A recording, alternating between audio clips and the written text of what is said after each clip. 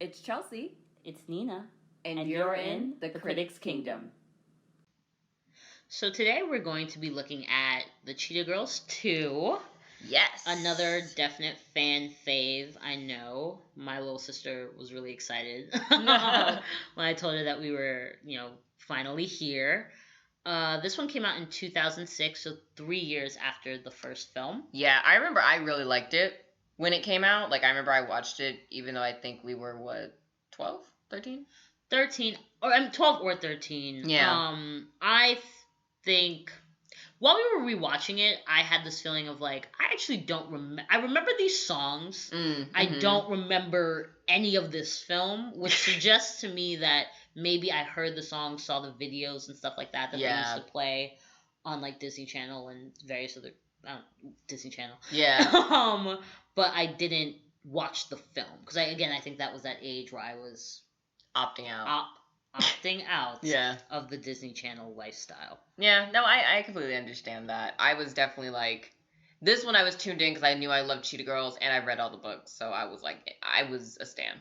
This was the last one I did watch though, so. But you weren't alone. I mean, I know. I feel like a lot of people our age have seen it. Yeah, and this is like the 6th ranked Disney Channel original, like movie. highest, highest viewed or premiered. Yeah, viewed or premiered. I think it's highest viewed. Oh, well, there you go. I want to say. But yeah, it clearly, but one of those two. It definitely. I mean, after the wild success, like I think I even brought up to my mom, and my mom was like, "Oh no, I remember the Cheetah Girls. Yeah, I remember that whole era of your life." Well, because I feel like it's similar to, I think, with what we were asking with High School Musical, where it was like, I don't know if they quite predicted that Cheetah Girls was going to do as well as it did, but then it literally became a mammoth. Like, it was a thing. Like, and I think, you could not avoid it. Definitely premiered. I think High School Musical premiered pretty high because of things like the Cheetah Girls. So setting Disney, the stage. Yeah, Disney Channel original movies now had a track record with like musicals. Yeah. That kids knew of and were prepared to engage with. Right. But I think Cheetah Girls, it's still like it didn't actually premiere like that well because it was the first of its kind. And it was black decob. Like, if we're gonna be honest, it was a black decob, and I suppose it did have Raven, but it was also Raven's first season doing That's So Raven, so it wasn't. That's So Raven was like huge it was right away, I think. But I'm also like, if you didn't have prior knowledge of Raven, which I feel like most black people did because we watched Hanging Mr. Cooper, Cosby Show. And I'm not saying other people didn't, but I think she was very much in our mind in a different way. Yeah, I can feel that. Because I remember the excitement that I felt when she got That's So Raven and when they were like advertising it initially. I was very excited to see Raven. Because I knew who she was already, Yeah. So it was a thing. But I do think that once That's So Raven started, it was big. Skyrocketed. Like, I think that kids generally responded to it very, very well. Yeah, no, I don't think you're wrong. I think I don't know when it premiered in relation to Cheetah Girls. Yeah, I don't know if Cheetah Girls might have been first. In theory, we could look that up. We could look it up. But you know what? We will look it up and we will revisit potentially. Not 100% guarantee. But when we do the if we don't, you can look it up for yourself. Exactly. You can look it up and et cetera. And go into it. But to get into the recap. So this movie starts off and basically Juanita, Chanel's mom, is still messing with Luc from the first film, her French lover man. And she's like, he's invited us to go to his chateau in Barcelona. And we then also find out that Luc is apparently half Spanish, which has never been brought up because he's always been described as just like French. So, okay. Let's just. I don't even know if they say he's half Spanish. Yeah, no, they literally say it because they have to make it make sense because they're two different countries. Because there's part of me that's like, I don't know if they say it. I feel like we collectively decided that he was half Spanish to make it work. No, they say it. But they're like, Luke, half of Luke's family is Spanish. I believe you. There were parts of this that I checked out of. You guys will obviously see why. Yes. So Luke is half Spanish, and he'd invited, Chanel and all of her mom and all of the family to go to his chateau in Barcelona for the summer. And it begins with all of the cheetahs like performing an amazing opening number. Like, this is literally like one of my like favorite DCOM openers. I think personally of all time. of them doing The Party's Just Begun, which, by the way, still knocks. Yeah. Still is a bop. A banger. Like, we were literally sitting here like, yes. Like, it is so good. It's directed so well. The energy is crazy. Mm-hmm. Like, it was great. But then, you know, when we find out about that, Chanel's really sad because she's like, I don't want to leave you guys for, like, the summer. And, like, it's like they had just graduated. So they've been performing for, like, their graduation. Or they're juniors. They're either juniors or juniors. Yeah, they're juniors performing at, like, the Manhattan Magnet, like, graduation party. Yeah. And then when they go home, that's when Chanel's like, yeah, I have to go to Barcelona. And then, like, Galleria's like, oh, well, like, blah, blah, blah. Like, you don't have to. Chanel is eventually just like, I don't want to be there by myself. Like, you guys are doing other things. I'm going to miss you guys so much. And then Galleria gets it in her head to be like, how about all the cheetahs just go to Barcelona with you? So then at that point, they manage to convince both their moms. After they enter Linwood a competition, though. That's what they do. Like, they scam a little bit. Yeah, and so she basically is like, well, let's see, like, what we can do while we're there. And then she finds, like, this, like, young arts festival, and, like, she enters the cheetahs in it. And, you know, they get in, they ask their mothers. Lynn Whitfield eventually, like, agrees and is like, fine, we can go to Barcelona. Next thing we know, all the girls are on a flight and they're in Barcelona. Which is, like, I will just say really quickly, I know it's the recap, I just want to say, like, where did Dorinda get a passport that quickly? It's like they leave in, like, days, and you know that girl did not have a passport. That's just a quick aside. Just an aside. To know, just at the top. Go ahead, girl. Yes. So they finally get there. They get into Luke's chateau, and it's huge. Like, it's an actual chateau. Like, it's not just like a little Rudy Poot house. Like, he has a chateau, honey. I was very deeply upset that I live in a New York City apartment. Yes. When I watch it. I'm not intimidated, please. Who am I? But yes, no, she really liked it. I was definitely about it. So yes, they get into the chateau. There's more than enough room for everybody. Luke seems like a very nice man. He's clearly, like, all about trying to, like, please Juanita and, like, all the girls, and he's just happy everybody's there. But Galleria's like, all right, girlies, like, we gotta work. Like, because that's why we're here. We're here to do this freaking competition, which means we need to do this freaking competition and, like, write our songs and do everything. But all the other girls are like, yeah, chill with that because we want to explore Barcelona. So then they proceed to walk down Las Ramblas, which is literally, like, this big, like, street in the middle of Barcelona that's really popular because there's, like, shops and, like, all of that. It's cute. It's gorgeous. It's literally, like, it's kind of, it's not like, a Times Square, but but it's like the European version of that. Europe always has, like, the European villa version of there's that. always, like, a major plaza. Like, literally in, like, I think in every Spanish city there's a Plaza Mayor. So it's like, I think literally, it's a general, definitely in the Mediterranean. It's a European thing. That's a thing. So it's basically that, but it's called, like, theirs is called Las Ramblas, and it's a really big thing. So they sing Strut, also great. They meet a man who plays the guitar named Angel, who they didn't call Angel. And, like, for also, the remainder of the film. Just another quick, I know it's the top, but, you know, here's the thing.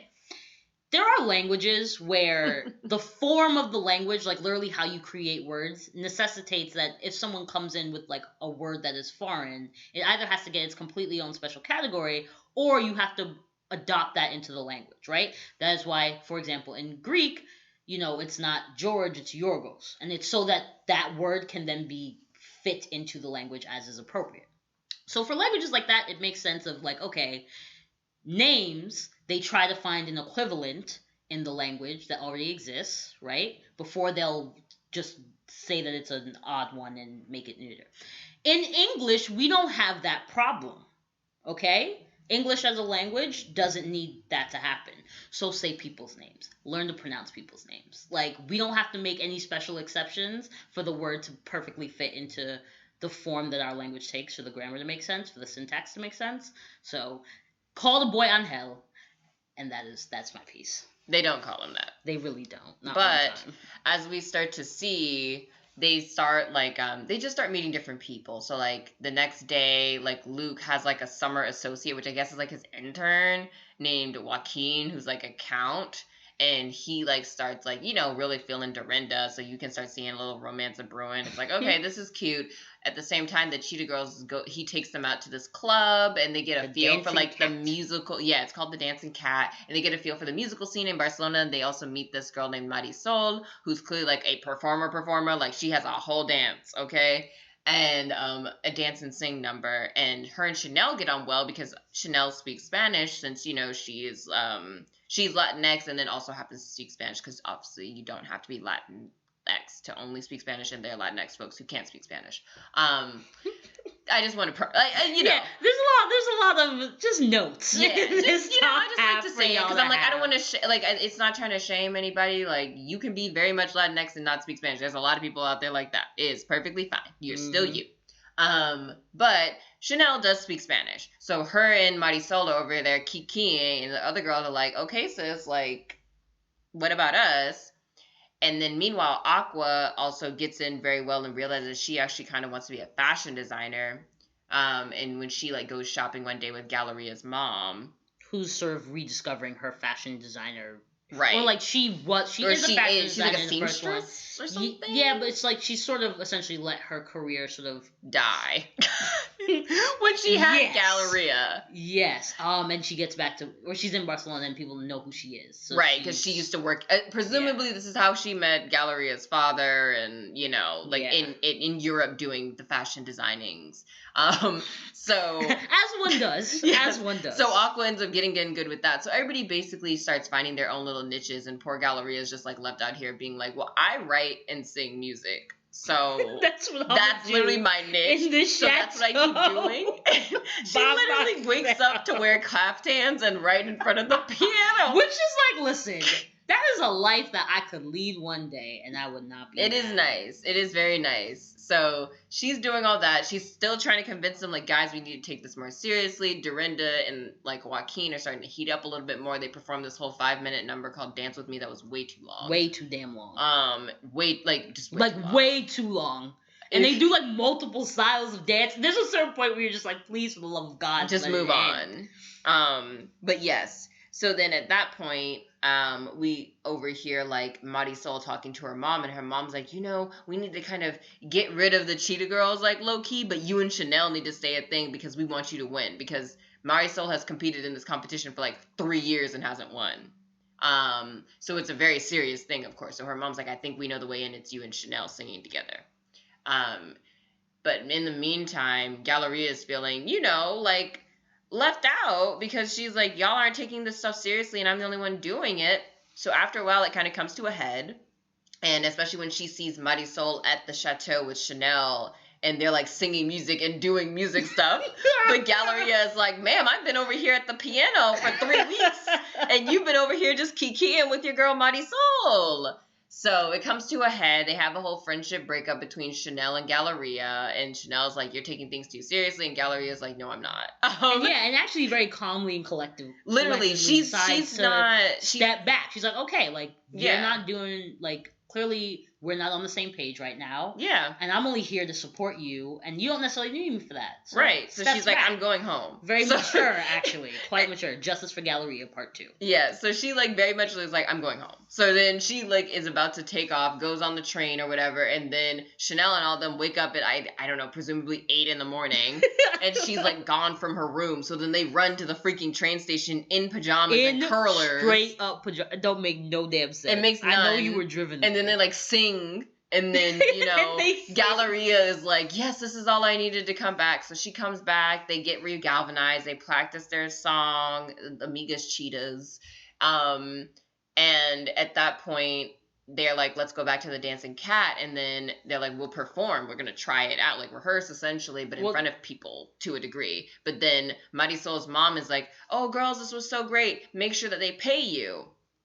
So they're like, all right, bet we're going to get this money tonight. So they get those ducats and then they peace out. The next day they go to the festival, like, you know, backstage and like, all right, we're here to do our like dress rehearsal or whatever. And the manager comes over. He's like, you are not professionals. You got paid for the thing last night. I heard from the manager and blah, blah, blah. And they're like, wait, what do you mean? We didn't know. And he's like, read the instructions. And then just like walks away. But then we end up finding out that Angel is secretly their guardian, Angel, and he is actually the nephew of the manager of the festival. So even though the Cheetah Girls at this point were like, damn, I guess we're not going to be able to do this, they're like, well, Chanel, you and Marisol had a cute little thing going, so at least one of us should be up there. So they're like, you two become a duo, and that's how we're going to be represented in this festival. And so at that point, you know, they're practicing. It's like it's the day of, like, it's like the night or right before it's about to begin. And all the Cheetah Girls go because and they're all trying to support Chanel. But then Angel obviously communicates to his like uncle. He's like, yo, fam, like, that wasn't actually what happened. Like, Marisol's mom is like actively devious. So, you know, they need to be back like in the competition running. And his uncle is like, oh no, I have made a mistake. You must perform.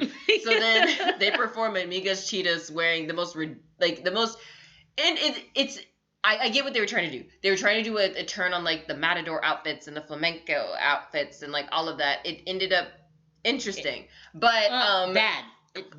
Galleria's is very bad, but we'll get into Raven's fashion in a minute. But yes, and that's basically how the show, like how it ends. Like Joaquin and Dorinda are together. We also find out he's broke, which is very typical of a lot of like lower class European royalty, if we're being honest. And representation is important. It is the landed gentry.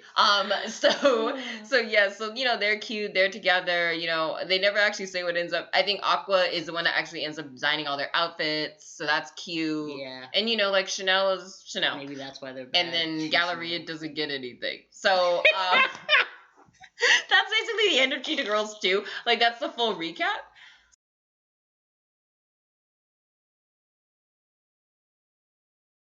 So this review, Chelsea, where would you like to start? I think we should start with like the good stuff, which was the music is banging. Like the music is still great, so fantastic. Like, and again, that's like, I think there's, or maybe I'm this type of person. Like, I know I'm not fully cynical, but I'm a little cynical, and it's like, I kind of wanted the music to not be great, you know, because I'm like, oh, it's a second film, it's like a sequel. Yeah. I'm like, I didn't want it to be great, but it actually, it's still really fun. Like, I really enjoyed myself, and you know, Chelsea, you were saying this, and I do agree. It's the best vocals that they have because their voices have all deepened. And yeah, they've all matured, so it literally, they sound so good. Yeah, and I'm sure that they just developed, like, they've actually developed them. They've developed like range. They've various, you know, vocal skill, and it is genuinely reflected. They had also been out on tour. Well, everybody except Raven. Because she ain't go on tour with them. She not go on tour with them. It's just facts. Listen, you saw them wigs. I understand why. Yeah, okay. And so the...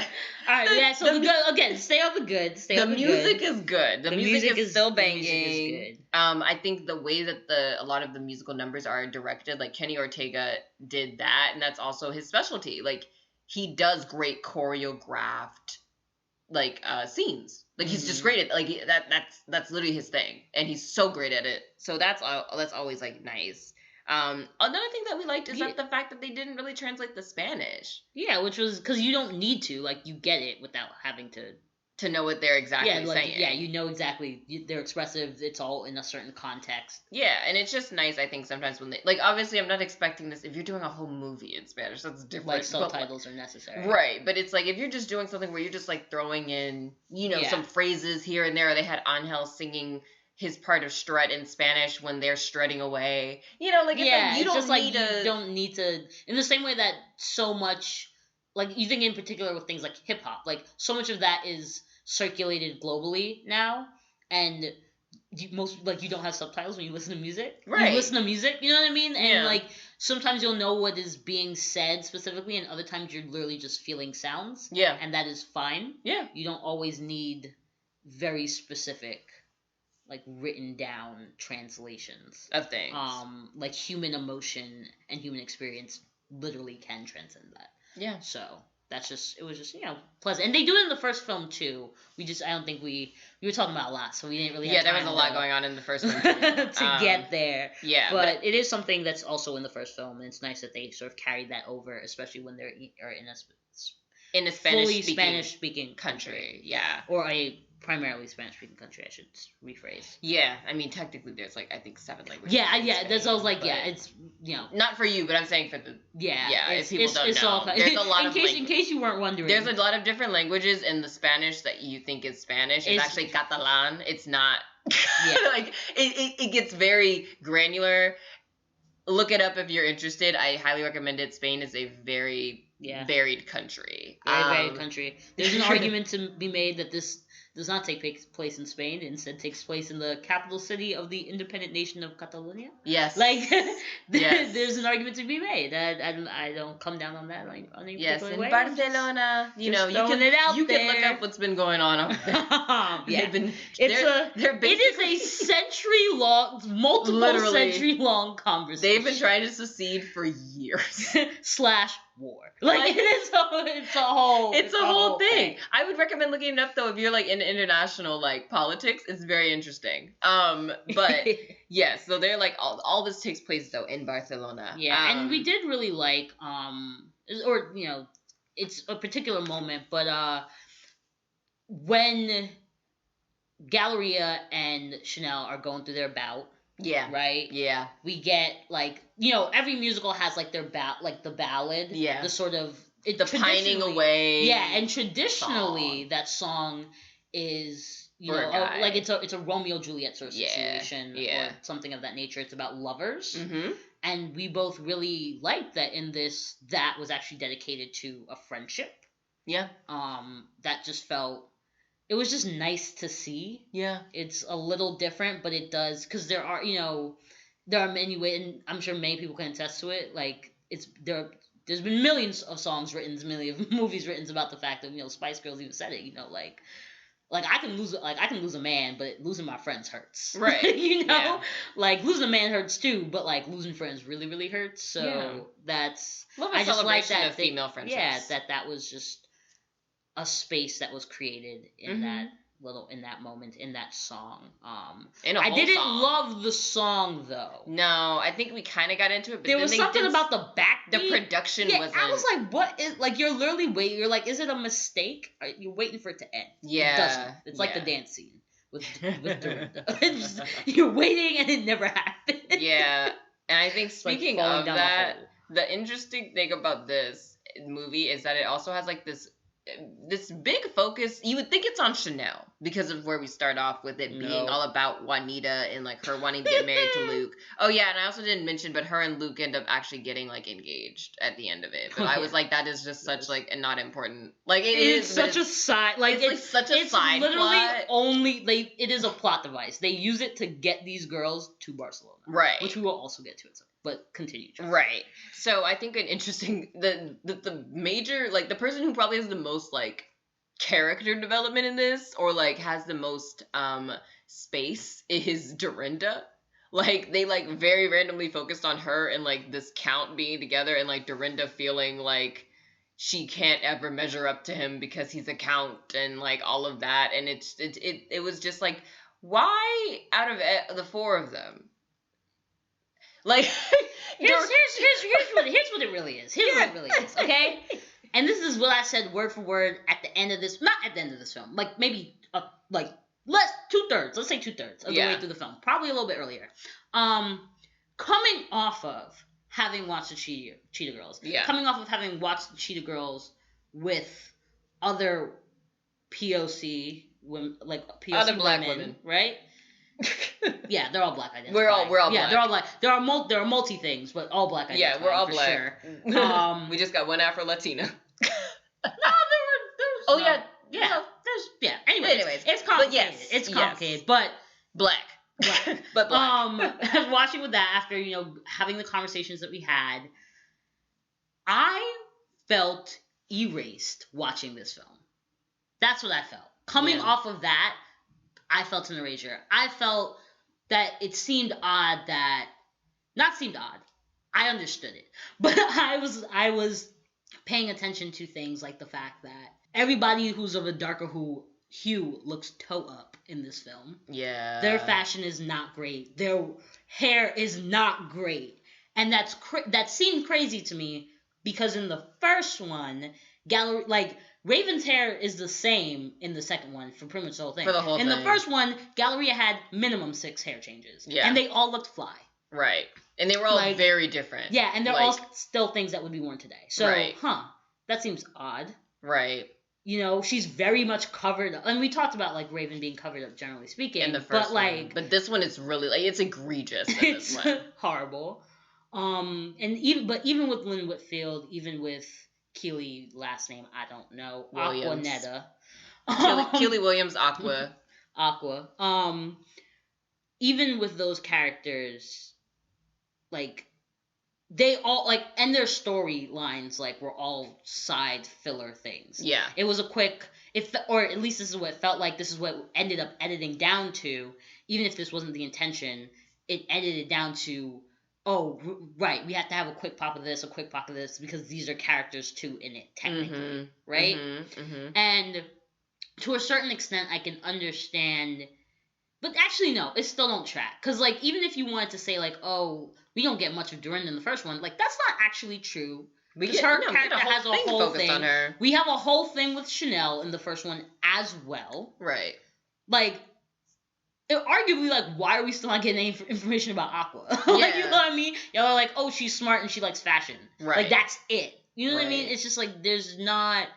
And I, like... You know, the politically correct part of me that's been trained by this American institutional nonsense is like, you know, you don't want to say that, like, it's a race, or you don't want to call it colorism, blah, blah, blah, whatever. But the part of me that's, like, real and is, like, feels erased, yeah, it's colorism. Yeah, that makes sense. You're in Barcelona. Nobody's necessarily, adept to or trying to, like, showcase the darker hued side of the story, and none of them are dark. We noticed this. We noticed this last time, one. But yeah, they're not. I'm saying darker hue because they're literally just not like they're not passing in any way, shape, or form. Of course, but it's like Keely and Raven are very much light skinned, like very much light skinned to this day. Like so, and even that, like, but still that erasure is there. And again, like we did talk about how, you know, in the first one, we know this and we recognize that, like, actually, it's a lot more of a sort of mixed bag than we remembered it. Yeah. You know, like, as kids, we definitely did, I think, generationally, as shown, there was a projection of, like, blackness onto the first film. Yeah. That is, I don't think it's uncalled for, but it isn't necessarily automatically, fundamentally in the film on its own, right? And that's fair, right? But there's no scenario, there is no possible scenario where executives at the studio which produced this film did not know what demographics responded to and why they responded to that film. Right. There's no scenario where they didn't know that. And that, like, leads us into other things, you know, like, other questions that we have, like, why is it, like, and this is a very big one that we will spend too long on. Not too long. You can't spend too long. Like, literally, why are they even in Barcelona to begin with? Like, all of these girls have roots to, like, if you want to travel, all these girls have roots to places in the Americas, right, that you have mentioned. Why are we on the other side of the Atlantic? Like, it doesn't even make any sense why we're over there to begin with. It's also because, like, Chanel's not Spanish, and then going by the lore that we had established in the first one about Luke, he was French, but now you suddenly made him half Spanish, which, not saying that doesn't happen, it's very common, because the country's so close. Yeah. But, and Catalonia is also a specific place because Catalan specifically... Oh, wow. I just realized I fucked up. Okay. So earlier when I said that Spanish are used to, it's Castilian. That's what it is. It's Castilian, not Catalan. Catalan is a separate thing. I thought that, but you lived in Spain and I didn't. So I was I confused. I was like, I'm going to let that rock because I could just be misremembering something. No. I confused them. So yeah, Castellano is like the standardized Spanish that you're used to hearing.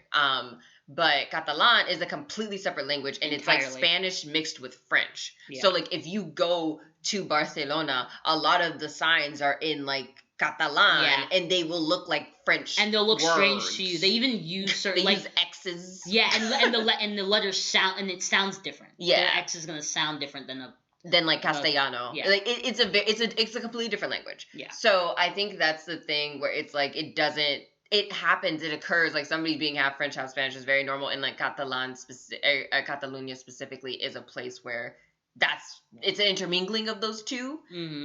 But it's like, why did we suddenly make him Spanish? Like, why didn't you not just go to Paris? Yeah. Like, if you were gonna follow the continuity, you know? And that still wouldn't even really make sense in relation to the girl's Cheetah. It really went, and it's not, and again, it goes even because even the person playing Marisol is a Mexican pop star named Belinda. She's really big. And, like, she's Mexican. So why, like, why are we in Spain? Why are we here? It literally doesn't track. Like, it makes no sense.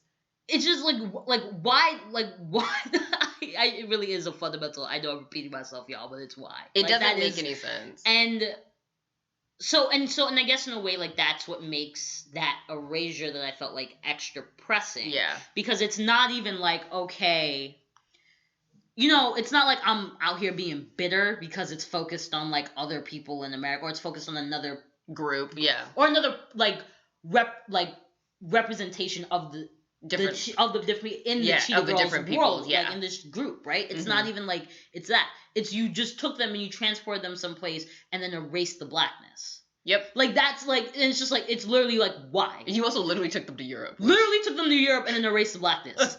It is I'm very confused, and that's like part of that. I think I said to Chelsea, I was like, I'm hurt.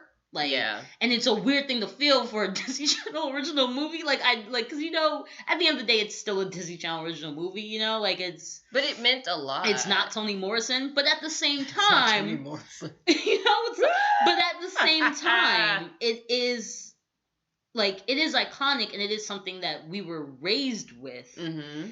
And... even beyond, like, these books are iconic. There are a lot of girls for whom these books are I didn't read them, Chelsea. I know you did, and you felt that too. Yeah, no, they're so. We were confused. Iconic. Why didn't you use a storyline from the books? Yeah. If you were gonna make the second one, like, why did you? There's literally 30 books. There's 30 books, guys. Like, it's not even a situation of like there's only like 5 books. No, there's 30. This woman, Deborah Gregory, wrote 30 books. And then even if you were gonna go, like, even if we have to go to Europe. We could have gone, fine, it's Luke, fine, go to Paris. Right. Whatever.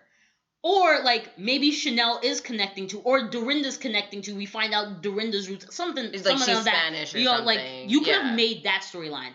Or, since Galleria is literally Italian. Yes. Garibaldi.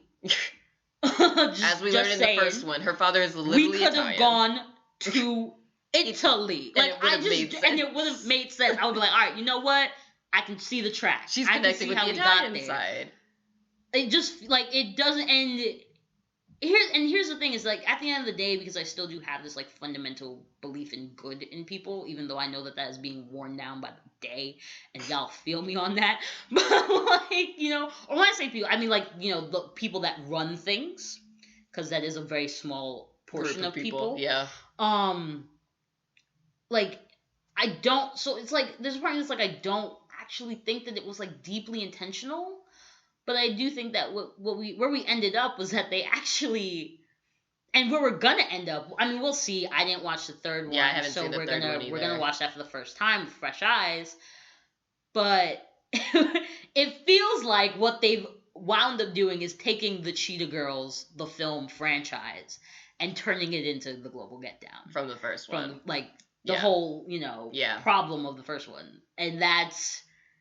There's just a deep irony in that is so telling of the industry and America and the West, and just the way that these institutions actually do work in real life. Yeah, because it's just like you just took away the authenticity, and I think with certain, like. It wasn't. It's Disney Channel, so it wasn't gritty. But, like, you took away that certain thing, like they like the thing that they had, which I feel like it was very much the first one. And I hadn't been living in New York when I saw it, of course, but it felt like a New York story. It did feel like a New York story. Yeah. So it's like, but I feel like there was something in that, like it's like you get a certain thing because it's like you do have a bunch of people around you here that are all diverse, and you have like like. I don't know. You not saying you don't have that in other places, but New York is like very much like a melting pot's melting pot. If we want to describe it as that. So it's like but it made perfect sense for New York, and I'm like, I don't understand why they didn't just do a second one and maybe like their seniors now and do it about their senior year going to like a America's Got Talent type thing or something, or like Nina was saying, taking one of the 30 books that were written and taking a story, because I remember in the books they actually went to Houston. Like, I remember that was a couple of the books was them going to Houston to visit Aqua and her family, and that would have made so much sense. And you could have gotten in the Latinx part of it, because there's a lot of folks down there who are Latinx.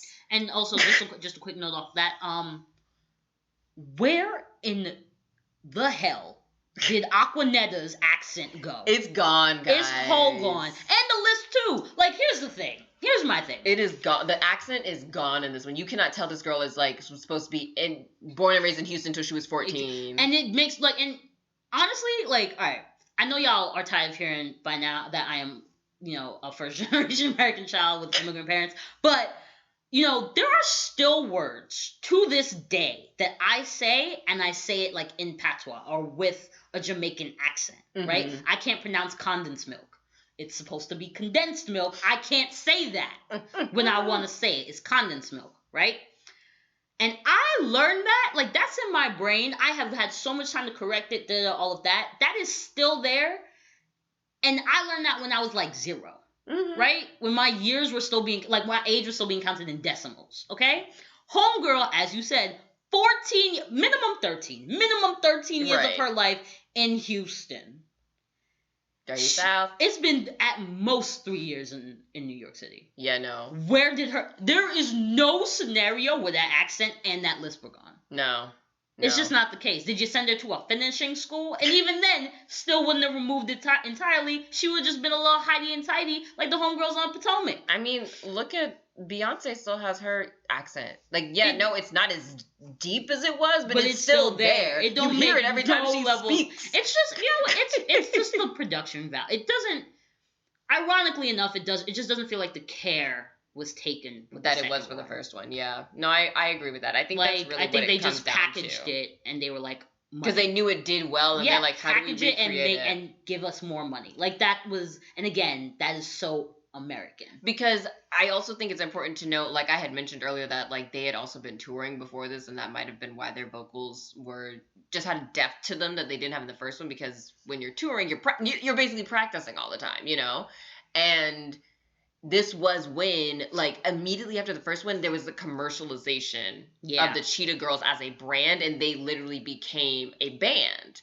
But it was the real girls' names, but, you know, it was Sabrina Bryan, Keely Williams, and Adrienne Bailon who did it. Raven was never part of the band part, but they literally became a commercialized form. Like, they were the Cheetah Girls. So I think that also could have been part of it as well, where it's just like, you guys are also a brand, so now how do we bring this brand to the next level? It no longer was about the grounding of the books was basically gone by that point, because you've managed to turn something into a commodity, essentially. Yeah. So I think that also was part of it. But yeah, a lot also happened in these 3 years in terms of like them and their singing career, because this is, I think, a reason why you also can't really find you can't really find the soundtrack on like, it's not on Spotify, the first Cheetah Girls. You can only find Cheetah Girls 2 and 3. And Cheetah Christmas. Been trying to make a playlist for y'all. Yeah, we were trying to make a playlist, but they don't have the first one anywhere.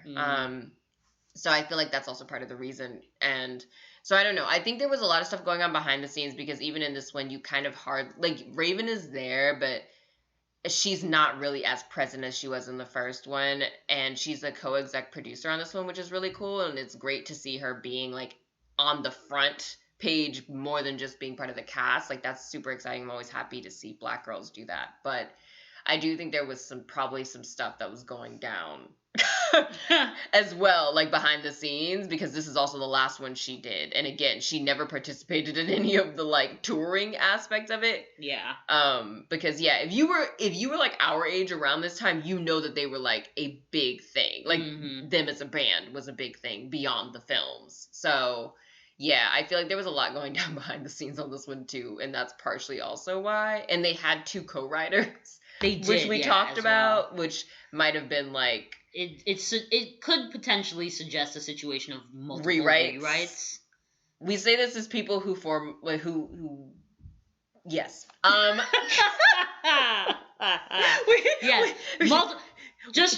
have experience in the entertainment industry. We've seen some levels, things, and we like, rewrites are very common. I will say that, like, most movies, unless you're working with like somebody that's like a quantifiable talent, and even then that's no guarantee. It really is not. Rewrites are very much a common thing, and sometimes when you have double writers, it typically means that maybe the initial person, because it's not the same writer as the first one. Yeah, and the rule of screenplay writing is essentially that up until 50% of the script, your name is still on it. Yeah. So you can write a script and literally like, I don't know if it is actually 50% that can be changed or it has to be 49, but whatever that number is, you it's can like toy with that can completely not be yours and it's still your name on the script. Yeah.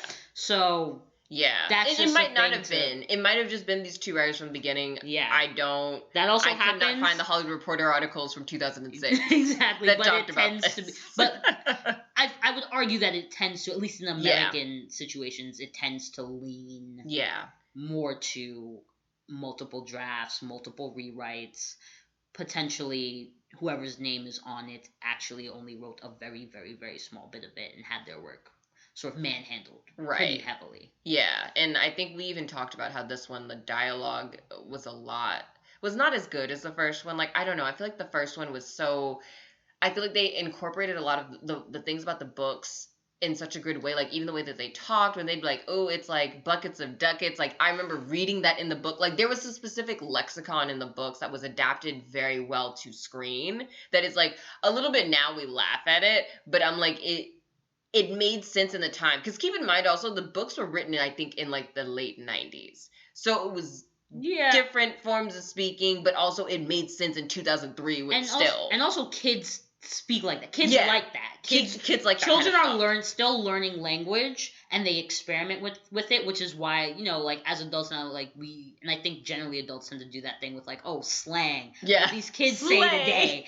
and all of that. But it is a genuine, it's anthropological. You know what I mean? It's a genuine thing of children playing with language, learning how it works, and testing it amongst themselves, sort of creating their own little hubs of languages, which is how language works as a whole, generally speaking. You know what I mean? So that's how, that's why that's a thing. So it actually makes a lot of sense for those types of quips to exist in things for that age group. And I think that you would still get that today. It just might be a little bit, talk about the drip and all that stuff. It'd be like it might drip, be a little dead ass bit. Like, just like all that kind of stuff. That would all right, some of that is just like New York slang. Like, but the kids I've been saying dead ass since I was a baby. But New York kids would still use that. Yeah, they still use it, but, you know, like, I'm sure they have a different version of, like, you know, ways buckets and ducats. Like, they have another way that's, like, cute and like that. But it has that tone to it, that ring to it, that rhythm. And it's because they're playing around. Exactly. And I feel like they adapted it very well in the first one. You didn't really see that in the second one. The dialogue was not nearly as good, and I do think we kind of sacrificed the dialogue for some of for Barcelona, then B for, you know, these like I said, great music, great like choreographed scenes, besides Dance With Me. Well, it's well choreographed. It's well choreographed. It just literally needs to be too cut. long. Like, it was not.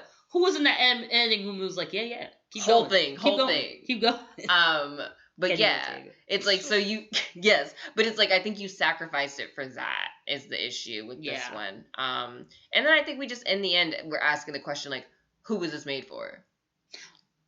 Or, yes. Because that is literally the question that we asked each other. we just looked at each other and we were like. It's weird because, like, I think that the answer is, like, it's really like almost like the answer is almost like it was made for everyone, but like in that global get down way, like this idea that it was packaged to be perfectly sellable for everybody. Exactly, every dollar. Nobody will be offended into this. Yeah, little girls will love it. Cheetah girls, cheetah power. Exactly. Yeah. We can take some of the blackness of it out so that like it doesn't get branded as a black thing. Yeah. Like I think all of that was done intentionally, but again, not with like nefarious intentions. Yeah. Just literally to get the dollar. How can we make this the most general so that it can piggyback on the success that it's already had? Yeah. But I think that the thing is that when you being a bit older, being a bit removed from it and returning to it, experiencing that deep nostalgia, like the deep nostalgia, the deep like connectivity that is still there with the first one, and then immediately watching this beside it. We watched it the same day. It was it cut you, and like it's again, I think like you just feel that scissor, you feel that fault line of the American dream, the American capitalist system, the deep disconnect between product and production and value and human. Like you feel that watching those two things back to back. At least that's, I think, what I felt in response. And so that thing of like, who is it for? It's technically for everybody, right? But it's also literally not for anyone. It's actually not about the human anymore. Yeah, it's about that. Karl Marx did say it. It is about that dollar that is this entity that exists outside of us and devalues us now. No, I completely agree. I just think, especially because the first one, it felt like was specifically a love letter to Black and like Latinx girls out there. Like that's how I always viewed it. Like I don't know if that's what they went into that room and like they were like, let's make like a movie for the Black girls. I don't know if that's what happened. I don't think it is. But it's so rare that is what happened. That would probably happen like now after this summer. But after last summer. But like I don't think that's what happened. I just truly think that that's how it came off. And I think also reading the books were very much love letters to little Black and Latinx girls. Like even the names, I think we talked about this in the first one. Like they were Black, like Aquanetta, visibly Black, and then even on the covers, everybody was Black. Her name's Juanita. Her mom's name is Juanita. Chanel was supposed to be an Afro-Latina, according to the books. Also, before we forget, Poochie doesn't exist in this. Yeah, Poochie is not in this at all. He is. Juanita is barely in this. That he's in America with his daddy, who we may or may not have seen at the end of the we weren't sure. I really hope that that's where Poochie is at, because if not, Poochie is a missing child. #, where is Poochie? Where is Poochie? Like, can I get a milk carton? Can we put him on an Oatly box? Like, we gotta find Poochie. We gotta find Poochie, guys. If y'all know where he's at, please, holla at us. We'd like to reach out and make sure he's okay. They also changed Chanel's mom's character, Juanita, who I feel like in the first one was very vivacious and just very much like I'm a former model and like I could do it on my own and like I'm just like this fun and like spirited person. Yeah, and I think Chelsea, you put it sort of really well. Like you said that like we saw her. Like we knew who she was. Literally. Even though it was like in theory surface interactions that we had with her character, we had a very strong grasp on who she was as a person, or at least like a core part of her personality. Right. And this one, it's like you get this weird like shrunken version of her where she's like constantly just worrying about this man, which again, that is kind of her thing in the first one, but at the same time, it's not. But it's also just not in the same way. Yeah, like this one, it's like the whole time she's just like, when is Luke gonna propose to me? When is Luke gonna propose to me? Da da da da. And she's dowdy. She's like her. They dress her so dowdy. It's like here's the way I described it. I was like, if I knew this person, like if Juanita was my friend, and then this Juanita was in front of me of Cheetah Girls 2, I would probably be like, did Juanita join a cult? Like, are you okay? Is something going on? Blink twice. Because there's nothing wrong. There's nothing wrong with the characterization of Juanita in the second one. Like that is those people exist and it's fine.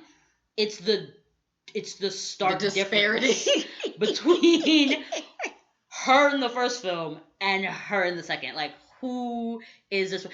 Like Aquanetta. Yeah. The stark difference between who they are in the first and second film. Like, I literally don't know. What happened? Yeah. Did they both join cults? Like, probably not Aquanetta. But not I don't Aquanetta, know. But yeah. Yeah. I had questions. So I guess to finish it off, would you show it to the bibs? They would really want to watch it. Yeah, especially after the first one. That's the problem. They really want to watch it. So, and I wouldn't, I don't want to not show it to them. I don't know, to be quite honest, like, I know how ridiculous this probably sounds on the other side of these airwaves, because it is a Disney Channel original movie, but in this particular moment, coming off of having just seen the first two, like both of the first ones, sorry, having just seen the first one and then the second one, it is still like I'm still very much processing that erasure and that like level of hurt that I felt in watching it. And again, like, I will re-emphasize that it's a personal situation, and I have a feeling that if my kid is watching that, my kid didn't grow up with the Cheetah Girls. My kid didn't dance in the living room to the Cheetah Girls for years, like have the CD on, like, and then not engage with this, but had the fond memory of the Cheetah Girls, growing up, that wasn't influenced by this. Literally just wasn't influenced by the second one, because I didn't like watch it when I was a kid. So, or when I was about to be a teenager. Right. So my kid probably won't have that reaction, won't have, engage with that way. Maybe won't feel erased. Maybe won't feel any of that. There are a lot of people listening to this podcast who will probably be able to sit down and watch it back to back and won't feel that like erasure that we're talking about. But for me, like, it was very visceral. It was very real. It is very visceral. It is very real.